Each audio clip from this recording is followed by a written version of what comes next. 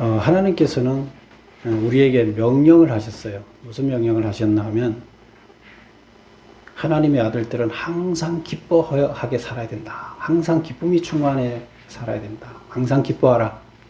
그리고 또 범사에 감사하라. 그리고 그 사이에 또 한마디가 있었죠. 뭘 하라? 항상 기도하라. 그래서 우리는 기뻐하고 항상 기도하고 범사에 감사해야 됩니다. 오늘은 감사에 대해서 우리가 살펴보도록 하겠습니다. 왜 하나님께서는 우리에게 명령하셨는가? 그 세 가지 명령 중에서 오늘 중요하게 우리가 살펴볼 것은 범사에 감사하라. 이 명령이에요. 기뻐하라? 명령이에요.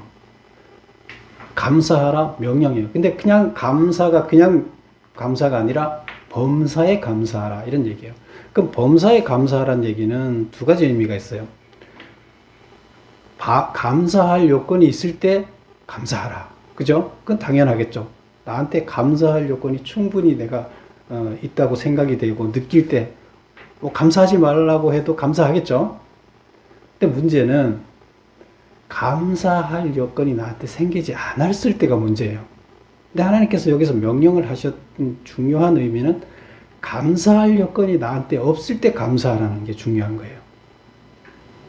그래서 여건이 될 때나 감사할 여건이 안 될 때나 감사하라는 거예요. 그게 명령이에요. 근데 여러분 감사할 여건이 안 되는데 하나님 앞에 감사할 수 있겠어요? 감사하라는 거예요. 명령이에요. 이게 명령어예요. 문장이 명령 문장이에요. 그래서 데살로니가 전서에 보면 범사에 감사하라 이렇게 하셨는데 우리에게 항상 감사하라. 여건이 안 돼도 감사하라 이렇게 얘기했어요. 그래서 두 번째를 보면 나에게 닥친 감사할 수 없는 여건은 그러면 우리는 그 성격을 어떻게 봐야 될 거냐? 감사할 수 없는 여건. 이 감사할 수 없는 여건의 성격은 무엇인가? 나를 망치기 위한 악한 것이냐? 그렇지 않다는 거예요. 그러면 그 여건은 뭐냐? 나를 성장시키기 위해 하나님께서 직접 지으신 선한 것이다. 나한테 감사가 안 나오는 이 여건. 그게 뭐라고요? 하나님께서 나를 성장시키기 위한 선한 것이라는 거예요. 우리 아기가 태어나잖아요. 아기가 태어나서 스스로 자기 역할을 감당해내는 성인으로 자라야 되잖아요. 근데 만약에 아무것도 가르쳐 주지 않는다 그러면 성인으로 성장할 수 있겠어요? 이 사회에서 적응하며 살아갈 수 있겠어요? 어렵습니다. 불가능해요. 산속에 혼자 던져 놓는다 그러면 그가 말을 할 수 있겠어요? 선조들이 어떻게 살아왔는지를 알 수 있겠어요?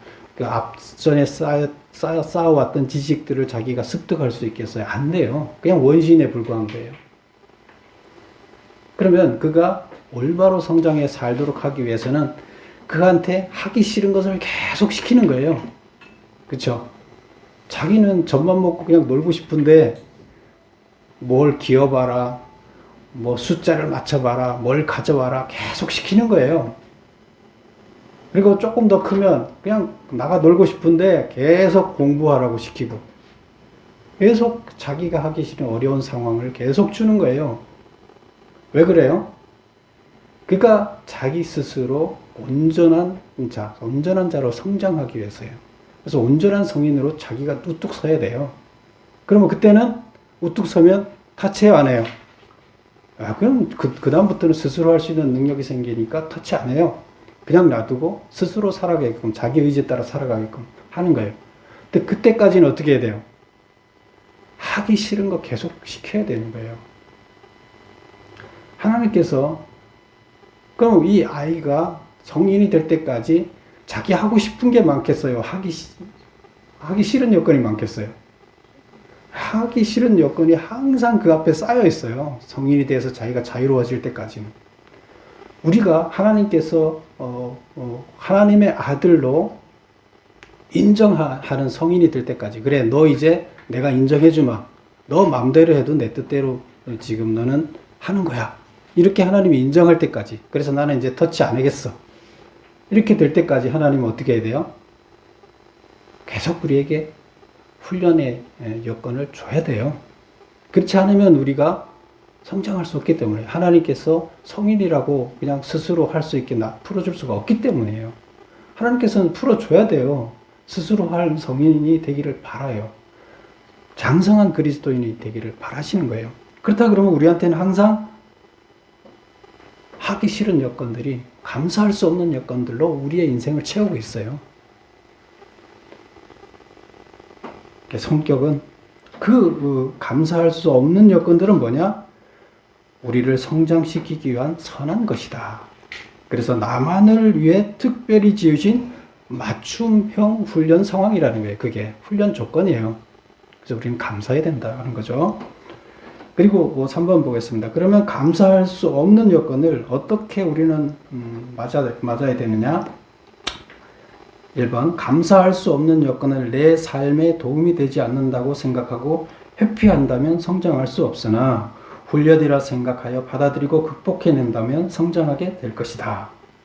감사할 수 없는 여건이 나에게 최고 좋은 여건이라 생각하고 감사함으로 받아들이고 극복해 나가야 된다. 지금 감사할 수 없는 여건이 내 앞에 닥쳐 있어요. 근데 그게 뭐라고요? 나를 성장시킬 수 있는 최고의 여건이에요. 가장 좋은 선인 거예요. 맞춤형, 나를 성장시키는 나한테 딱 맞는 맞춤형 상황이에요. 그렇다 그러면 우리는 그것을 거부해야 돼요? 회피해야 돼요? 아니에요. 항상 기뻐하라. 그냥 기쁨으로 그걸 감당해내야 돼요. 어차피 할 거 기쁘게 하라는 거예요. 그렇게 했을 때 그걸 극복하고 우리는 성장할 수 있다는 거예요. 4번 보겠습니다. 감사할 수 없는 여건을 감사함으로 받아들이는데 성공하기 위해서는 어떻게 해야 되는가? 받아들이기 싫은데 그걸 받아들여서 감사하는 조건으로 우리가 받아들이기 위해서는 어떻게 해야 되느냐? 또 그렇게 했을 때 어떤 변화가 일어나느냐? 1번, 하나님의 말씀을 지표로 삼고 기도의 힘으로 그 말씀을 실천해 나갈 때 감사할 수 없는 여건을 감사로 받아들일 수 있다. 감사할 수 없는 여건이 감사하게 받아들여지려면 어떻게 된다고요? 말씀이 내 지표가 돼야 돼요. 하나님의 말씀이. 그리고 그 지표를 내가 스스로 말씀이 지표가 된다도 지켜낼 힘이 있어요? 없어요? 없어요. 그러면 그럴 때 기도로 그것을 이길 수 있게끔, 그래서 그 말씀을 실천할 수 있게끔 기도해야 된다는 거예요. 말씀을 지표로 삼고 삼은 그것을 실천할 수 있게끔 기도해야 된다는 겁니다. 그게 어디에 나와 있어요? 그 앞전에 본문에 지금 디모데전서 4장 보면 하나님께서 지으신 모든 것이 선함에 감사함으로 받으면 버릴 것이 없다. 그 다음에 5절 보면 하나님의 말씀과 기도로 거룩하여짐이라. 하나님의 말씀과 기도로 거룩해진다는 거예요. 거룩해진다. 하나님의 말씀과 기도로 그 악한 상황이 좋은 상황으로 바뀐다는 거예요. 또한 내가 하나님의 기도로 또한 나도 그 상황이 그렇게 바뀜으로 해서 나도 거룩하게 바뀐다는 겁니다. 그래서 말씀과 기도를 통해 감사할 수 없는 과정을 극복해 가는 과정에서 거룩해지게 된다. 우리가 거룩해지게 된다는 거예요. 5번 보겠습니다. 그러므로 나에게 닥친 감사할 수 없는 여건 모두를 감사함으로 받으면 버릴 것이 없다고 했다. 버릴 것이 없다는 것은 무슨 뜻인가? 삶 가운데서 우리를 가로막고 있는 감사할 수 없는 여건들을 감사함으로 받아들인다면 이는 모두 우리를 거룩해지도록 돕는 유익한 도구가 된다. 하나도 버릴 게 없다는 거예요. 악한 상황. 우리 앞에 감사할 수 없는 여건이 가로막고 있는 그것이 결국에 어떻게 된다고요? 우리를 성장시키는데 하나도 버릴 것이 없다는 거예요. 우리는 그거 피하고 싶잖아요. 하나도 버릴 것이 없어요. 우리를 유익하게 하는 도구예요. 그럼 우리는 적극적으로 그걸 받아들이고 극복해내는 것이 우리 과제인 거죠. 6번 보겠습니다. 하나님께 감사를 하기 위한 전제 조건은 뭔가? 그럼 우리가 왜 하나님께 감사를 해야 되냐는 거예요. 하나님으로부터 우리에게 먼저 큰 은혜가 베풀어졌다는 것이다. 우리가 감사해야 되는 것은 하나님께서 우리한테 돈 받지 않고 엄청나게 비싼 것을 다 줬어요. 마실 거, 먹을 거, 공기, 물, 음식 모든 걸 다 주셨어요. 그래서 우리는 그 큰 은혜 갚을 수 없어요. 그 받은 큰 은혜를 갚을 길은 없으나 고맙다고 의사를 표현하는 것이 감사인 것이다. 우리는 그걸 갚기 위해서 감사하지는 못해요. 대가를 치를 수 없어요. 워낙 많아서 우리 능력으로 그걸 갚을 수 없어요. 우리는 돈이 없어요. 갚을 만한 뭐가 없어요. 아무것도. 근데 받은 게 너무 큰데 그럼 어떻게 해야 돼? 갚을 수는 없지만 고맙다는 표현을 해야 돼요. 이게 감사예요. 하나님께서 명령하신 것은 너희가 감사를 표현하면 나는 대가를 받은 걸로 보겠다는 거예요. 나는 무료로 줬지만 너가 감사를 표현하면 나는 그것을 뭐로 본다? 대가를 갚은 걸로 보겠다는 거예요. 감사 안 하면 다 떼먹은 놈이 되는 거예요. 내가 그렇게 좋은 걸 줬는데 다 떼먹었다는 거예요. 감사하면 다 갚았다는 거예요. 우리는 뭘 해야 돼요? 감사해야 돼요. 하나님의 법이에요. 그래서 무조건 감사하라는 거예요. 좋은 여건이든 나쁜 여건이든 감사하라. 여기서 감사라는 명령은 좋은 여건일 때 감사하라는 명령이 아니라는 거죠. 결국에는 여건이 안 될 때 무조건 감사해라. 그것이 빚을 갚는 거다. 빚지지 않고 내 거 떼먹지 않는 사기꾼이 되지 않는 거다. 그렇게 인정해 주겠다는 거예요. 7번 보겠습니다. 하나님께서 감사를 표하는 행위를 성경에서는 무엇이라고 말하고 있는가? 감사하는 것을 또 다른 말로 성경에서 표하고 있는데 하나님께 영광을 돌린다고 표현하기도 한다. 뭐라고요? 감사하는 말이 다른 말로 하나님께 영광을 돌린다. 하나님께서 우리에게 큰 영광, 은혜를 베풀어 주셨는데 그것에 대한 고마움의 의사를 표하는 것, 즉 받은 영광의 일부를 돌려드리는 것을 말한다.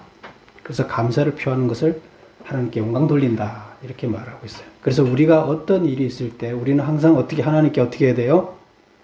감사함으로 영광을 돌리게 되는 겁니다. 하나님께서는 그 영광을 받기를 원하세요. 하나님께서는 우리에게 그 은혜가 영광이에요. 영광을 많이 베풀어 주셨어요. 그럼 우리가 많이 영광을 받았으니까 그 영광을 하나님께 돌려드려야 되는 거죠. 이 영광이라는 것은 절대자에 의해서 나타나는 것을 영광이라고 표현해요. 절대자와 관계됐을 때 그냥 은혜라는 걸 위해서 한층 더 강화된 표현이라고 보면 돼요. 그래서 하나님께서 우리에게 많은 은혜를 베풀었다. 절대자가 베풀었을 때 이것을 영광이라고 빛과 같은 영광이라고 나타내고 그것을 우리는 그 영광을 일부러 하나님께 돌려드리는 것을 하나님께 감사하는 것, 하나님께 영광을 돌려드리는 것이다. 하나님께 영광 드리는 것이다. 이렇게 표현한다는 거죠. 8번 보겠습니다. 누가복음 17장에 의하면 예수님께 깨끗함을 입은 나병 환자 10명 중 1명만 감사를 표하였다. 감사하는 것이란 무엇을 말하는가? 우리가 본문을 이것은 한번 봐야 돼요. 누가복음 17장을 한번 찾아볼게요. 누가복음 17장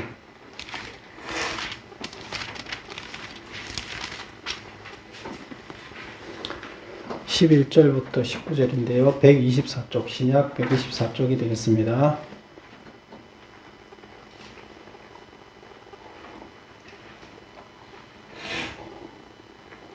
신약 124쪽 함께 11절부터 19절까지 교독하겠습니다. 예수께서 예루살렘으로 가실 때에 사마리아와 갈릴리 사이로 지나가시다가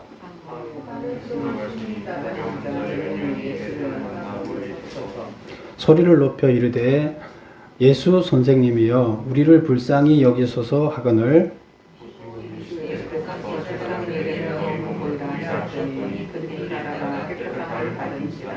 그 중에 한 사람이 자기가 낳은 것을 보고 큰 소리로 하나님께 영광을 돌리며 돌아와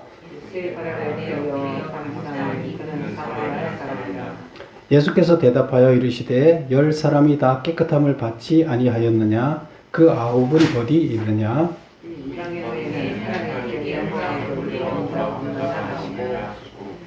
그에게 이르시되 일어나 가라 내 믿음이 너를 구원하였느니라 하시더라. 아멘. 우리가 이거 많이 봤죠. 나병 환자가 몇 명 있었어요? 10명이 있었죠. 그런데 예수님이 지나가는데 나병 환자들이 예수님이 병을 고친다는 소식을 듣고 예수님한테 소리를 쳤어요. 예수님, 우리 좀 고쳐주세요. 그래서 예수님이 고쳐줬어요. 10명을 다 고쳐줬어요. 그때 병을 고치면, 나병 환자를 고치면, 이때 나병 환자들은 나병에 걸리면 성 안에 거주할 수가 없어요. 따로 쫓겨나서 저 야전 들에 가서 살아야 돼요. 그런데 그 들에서 예수님 지나가는 소리를 듣고 소리쳐서 예수님이 고쳐줬으니까, 고쳐주게 되면 누구한테 확인을 받아야 돼요? 병이 난지를 제사장한테 가서 확인을 받고 나서야 너는 이제 병이 다 나았다. 그걸 제사장이 확인해 줘야 돼요. 그러면 그 사람들은 일반 성에 들어가서 일반인들과 어울려 살 수가 있어요. 그러면 예수님이 병을 고쳐줬으면 누굴 찾아가야 돼요? 제사장을 찾아가야 돼요. 찾아가서 확인을 받았어요. 10명이. 확인을 받고 다 자기 집으로 갔어요. 근데 그 중에 한 명이 다시 예수님을 찾아왔어요. 찾아와서 뭐라고 합니까? 감사합니다 하고 얘기를 합니다. 그랬더니 예수님이 뭐라 그래요? 아니 10명 중에 9명 어디 가고 너 혼자 왔냐? 그리고 그 다음 말이 뭐예요? 18절 이 이방인 외에는 10명 중에 한 사람은 사마리아인이었어요. 사마리아인은 누구예요? 그때 당시 이방인 취급을 했었어요. 그래서 이방인 외에는 하나님께 영광을 돌리러 온 자가 없느냐 하시고, 그래서 나머지 사람들은 다 하나님께 와서 영광을 돌리다는 얘기 무슨 말이라 그랬어요? 다른 말로 감사드린다 이런 얘기죠. 감사하러 안 왔어요. 고쳐줘서 낫게 했는데 영광 돌리러 왔다, 감사하러 왔다. 누구 혼자? 사마리아인 이방인 혼자 왔어요. 9명 안 왔어요. 하나님은 왜 안 왔느냐 하면서 예수님은 19절 보면 일어나 가라 내 믿음이 너를 구원하였느니라. 그래서 그 사마리아 이방인한테 너는 구원받았다 얘기를 합니다. 그 나머지 9명은 구원받았다는 얘기일까요? 못 받았다는 얘기일까요? 나와 있지는 않아요. 근데 한 명은 구원받았다 그랬어요. 다 구원받았으면 이 한 명한테 너 구원받았다는 얘기 할까요? 다른 사람 구원 못 받고 한 명만 구원받았기 때문에 구원받았다고 한다고 우리는 이해하면 돼요. 그럼 왜 한 사람은 와서 감사를 했기 때문에 구원을 받고 나머지는 다 감사 안 해서 구원 못 받았다는 얘기예요? 감사가 왜 그렇게 중요해요? 왜 중요해요? 감사 안 하면 사기꾼이라는 거예요. 다 떼먹었다는 거예요. 내가 은혜를 베풀어서 무료로 이만큼 줬는데 너는 하나도 안 갚았다는 거예요. 사기꾼이죠. 그런데 감사를 하면 다 갚은 걸로 인정해 주겠다. 너는 남의 돈 안 떼먹고 살았으니까 너는 구원 받는 거고, 남의 거 다 떼먹었으니까 사기꾼이니까 구원 못 받는다는 얘기가 되는 거예요. 자, 8번 돌아가 보겠습니다. 8번. 감사하는 것이란 뭘 하는 거냐? 지금 이 나병을 고침받은 한 사람이 와서 감사했잖아요. 그럼 이 감사하는 것이라는 것이 도대체 여기서 봤을 때 뭐 하는 거냐? 하나님을 뵈러 하나님께 나오는 것이라는 거예요. 다 갔잖아요. 예수님은 뭐 하러 왔어요? 감사하려면 찾아와야 돼요. 그쵸? 만나야 감사를 할 거 아니에요. 안 오면 감사하는 게 아니잖아요. 감사한 마음이 있으면 대면하러 와야 돼요. 곧 이게 뭐예요? 하나님을 만나러 오는 거예요. 예배하는 거예요. 하나님께 경배하러 오는 거예요. 그래서 일단 하나님을 뵈러 나와야 돼요. 하나님께. 그게 이제 감사하는 거고, 그 다음에 하나님께 감사의 마음을 입술로 고백하는 거예요. 이 사람은 와서 감사하다고 지금 고백했어요. 찬송으로 하든 말로 하든 하나님께 감사를 고백했어요. 기도로 하든 고백했죠. 와서 감사하러 왔으면 감사하다고 의사 전달을 해야 되잖아요. 의사 전달을 했어요. 그리고 하나님께 받은 것의 일부를 되돌리는 것이다. 감사를 표현함으로 인해서 뭐 한 거라고요? 빚을 갚은 거다. 돌려받은 거다 생각한다 그랬잖아요. 감사를 받은 거예요. 그래서 우리는 이제 여기서 하나님께 받은 것의 일부를, 우리는 이제 그것을 일부라는 것을 다 줄 수는 없으니까 그 물질로서 성의 표시를 하는 거죠. 우리의 마음에 내키는 만큼 하나님께 표시를 하는 거예요. 이게 이제 감사, 물질로 돌려주는, 그게 내 마음이 있습니다를 표하는 거예요. 그래서 하나님께서는 그렇게 했을 때 내가 준 거에 대해서 다 너가 갚았기 때문에 넌 빚이 없다, 이렇게 보겠다는 거예요. 안 그러면 우리가 어떻게 다 빚쟁이로 살 거 아니에요. 죽을 때까지 우리는 빚쟁이 지고 다 빚쟁이 사기꾼이 돼서 하나님 앞에 가서 우리는 빚쟁이인데 어떻게 교도소 가야죠. 어떻게 천국으로 들어갈 수 있겠어요. 하나님께서 이것도 은혜를 그렇게 법으로 베풀어 준 거예요. 그러면 우리를 교도소 안 가고 사기꾼이 아니게끔 해주려면 어떻게 하라는 거예요? 감사하라는 거예요. 감사 안 하면 안 된다는 거예요. 또 구원받으려면 감사하라 얘기가 되는 겁니다. 그래서 여기서 지금 깨끗함을 입은 이 나병 환자 한 사람, 돌아온 한 사람한테 감사를 한 그 사람한테 구원의 이야기를 했던 거가 이해가 가시죠? 예. 그래서 우리는 하나님께서 우리에게 명하신 감사가 명령이기 때문에 그것을 우리는 항상 이행하며 살아야 된다. 그리고 우리가 그것을 또 1년 중에 그걸 잊을 수가 있기 때문에 잊지 않기 위해서 절기를 만들어서 하나님께 특별히 감사하는 이런 날을 정했습니다. 그래서 여러분들은 기도하면서 하나님의 입술로 감사를 고백하고 또 감사헌금을 드리고 하나님을 대면해야 되는 것입니다. 그렇게 했을 때 하나님께서는 기뻐하시고 네가 내가 준 거에 대해서 참 충분히 갚는구나 하고 받으신다는 겁니다. 그래서 여러분 모두 하나님 기뻐하시는 하나님의 자녀가 되시기를 축원합니다. 기도드리겠습니다.